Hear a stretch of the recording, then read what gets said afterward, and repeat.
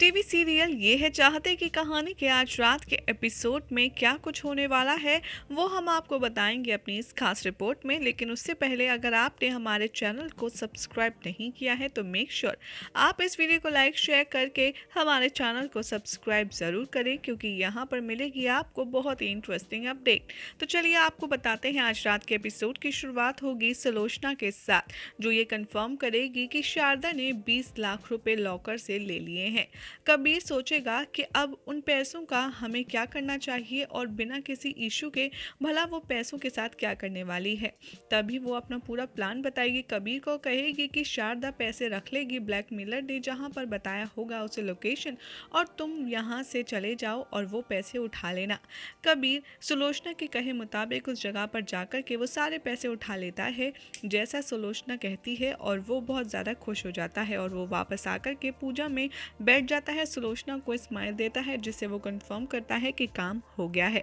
सुलोचना या प्रिशा से कहती है कि बेटा पंडित जी को वो सिल्वर का कॉइन लाकर दो, चांदी का सिक्का ला करके दो, क्योंकि यहाँ हमें पूजा के लिए ज़रूरत लगेगी। प्रिशा जैसे ही लॉकर में से चाबी घुमाती है निकालने के लिए, वो देखती है कि लॉकर तो ऑलरेडी खुला हुआ है और वहाँ पर से कुछ कैश भी गायब है।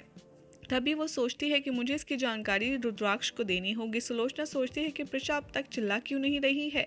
तभी वसुधा बहुत ज़्यादा खुश होती है सुलोचना और कबीर से मिलकर और कहती है आप लोगों से मिलकर बहुत अच्छा लगा। तभी प्रिशा रुद्राक्ष के पास आती है और उसे इन्फॉर्म करती है कि रुद्र लॉकर तो खुला हुआ था ऑलरेडी। सुलोचना यहाँ पर कहती है कि क्या हुआ प्रिशा, सिल्वर के सिक्के लाई तुम? तभी रुद्राक्ष कहता है सुलोचना से कि आपके पास लॉकर की चाबी है ना, कहाँ है? सुलोचना इधर उधर ढूंढने लगती है और कहती है कि नहीं, चाबियाँ तो मेरे पास नहीं है, वो तो लेकिन मेरे पास ही थी। तभी मिश्का यहाँ से चाबी ढूंढ कर लाती है जो टेबल पर रखी होती है और वो रुद्राक्ष को देती है। सुलोचना कहती है कि क्या हुआ, ये वहाँ चाबियाँ कैसे पहुँच गईं? तभी वो लोग चेक करते हैं लॉकर को। सारांश पूछता है कि सब लोग इतना परेशान क्यों हैं। तभी वसुधा कहती है कि कुछ नहीं करना, तुम परेशान नहीं हो, सब कुछ अंडर कंट्रोल है। तभी रुद्राक्ष चेक करता है लॉकर से और कहता है कि इस लॉकर से 20 लाख रुपए गायब है। मिश्का कहती है क्या, ये तो बहुत बड़ी रकम है। अहाना भी सोचती है कि आखिर इतने सारे पैसे किसने लॉकर से निकाल लिए। तभी सुलोचना कहती है कि ये सब मेरी गलती है, सब कुछ मेरी लापरवाही की वजह से ही हुआ है। अहाना कहती है कि सबसे पहले हमें ये ढूंढना होगा कि आखिर पैसे लिए किसने हैं। सुलोचना कहती है कि मैंने तो पैसे नहीं लिए, लेकिन हाँ तुम चाहो तो मेरा कमरा भी चेक कर सकते हो। अहाना कहती है कि हमारे हाउस में से तो कभी भी ऐसा कुछ हुआ नहीं है और ना ही कोई इतने सारे पैसे ऐसे लेगा। सुलोचना कहती है कि जो स्टाफ काम कर रहा है उनके घर में हो सकता है उन लोगों ने ले लिया हो। प्रशांत कहती है कि नहीं, हमें अपने स्टाफ पर शक नहीं करना चाहिए क्योंकि वो हम लोगों के साथ बहुत पुराने टाइम से काम कर रहे हैं। रुद्राक्ष भी कहता है कि हाँ, हमें स्टाफ पर पूरा भरोसा है, वो लोग ऐसा नहीं कर सकते। अहाना तभी कहती है कि हमारे इस पूरे फैमिली में 3 नए मेंबर आए हैं, क्यों ना हमें उनसे पूछताछ करनी चाहिए और क्या होगा अगर सोनिया ने पैसे लिए हो। तो रुद्र कहता है कि नहीं, सोनिया ने पैसे नहीं लिए क्योंकि वो हमारे साथ थी पूजा में। कबीर कहता है कि सोनिया को मैं बहुत अच्छे से जानता हूँ, वो इस तरीके की हरकत नहीं करती। तभी सुलोचना कहती है कि शारदा कहाँ है। कबीर कहता है कि हो सकता है कि शारदा माँ ने लिए हों पैसे। अहाना ये बात सुनकर बहुत ज़्यादा गुस्से में आ जाती है और सुलोचना कबीर को थप्पड़ मारते हुए कहती है कि वो क्यों लेंगे इतने सारे पैसे, वो तो इस घर की मालकिन है ना। तभी शारदा आती है और कहती है कि मैंने ही वो पैसे लिए हैं। रुद्राक्ष बहुत ही ज़्यादा शॉक में आ जाता है, वो कहता है लेकिन आपने किसी से कुछ कहा क्यों नहीं। तभी वो चाबियां देती है शारदा उसको, सुलोचना को, और कहती है कि क्या अब मुझे पैसे मांगने के लिए किसी के आगे हाथ फैलाना पड़ेगा या फिर किसी की परमिशन लेनी होगी अपने ही पैसे लॉकर से लेने के लिए। रुद्राक्ष कहता है कि नहीं नहीं मॉम, मेरा ऐसा कहने का मतलब नहीं था।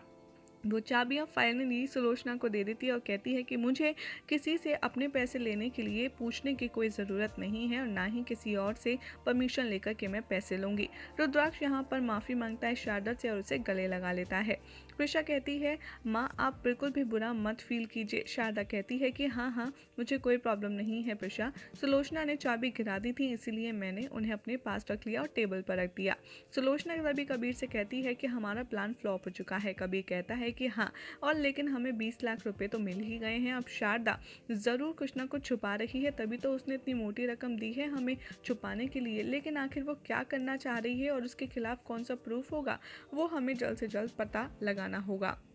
उधर दिखाया जाएगा कि रुद्राक्ष और आहाना ऑफिस के लिए निकल ही रहे होते हैं। तभी कबीर कहता है कि मैं आप लोगों को थोड़ी देर बाद ज्वाइन करता हूं क्योंकि मुझे अपने एक दोस्त से मिलने जाना है। शारदा तभी अपने दोस्त से मिलने के लिए जाती है। सुलोचना कबीर दोनों मिलकर उसका पीछा करते हैं और एक होटल में पहुंचते हैं। वहां पर उन्हें पता चलता है कि जिस रूम में शारदा मिलने के लिए गई है वो किसी गजेंद्र के नाम पर बुक्ड है।